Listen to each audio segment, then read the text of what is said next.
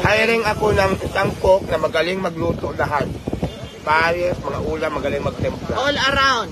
All around hiring, ngayon lang ang trabaho niya. Isang cook na masarap magluto ng bulalo, kare-kare, at saka masarap pa na sabaw magluto. Tulad na.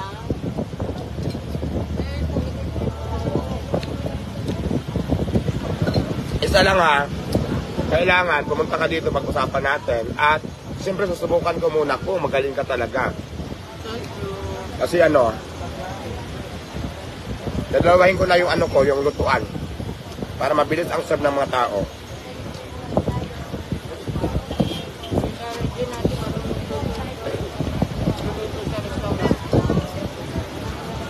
Kaya ko lang marunong na magluto. Ako marunong ako, gusto ko yung masarap talaga. Pwede ilaban sa mga food competition, yung pagluluto niya, pwede natin ilaban sa ibang i-tournament yung mga luto niya, gano'n. Kung alam mo, napapanood mo ako ngayon, punta ka dito, mag-usap tayo. Yung magaling magluto ng Paris Bulalo. Magaling magmahal. Magaling magmahal.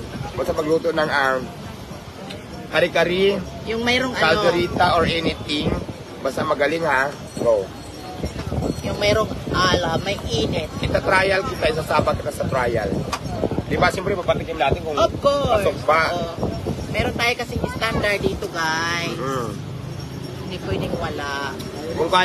Kung kaya mo bang talunin si Diwata sa mga lutuan, kung masarap ka pa sa pagluluto ko o masarap ka pa sa akin, so pasok ka sa banga.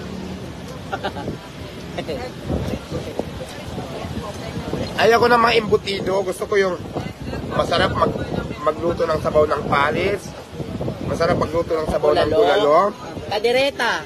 Masarap magluto ng bulalo na yun nga, yung kayang ilaban sa mga mga competition.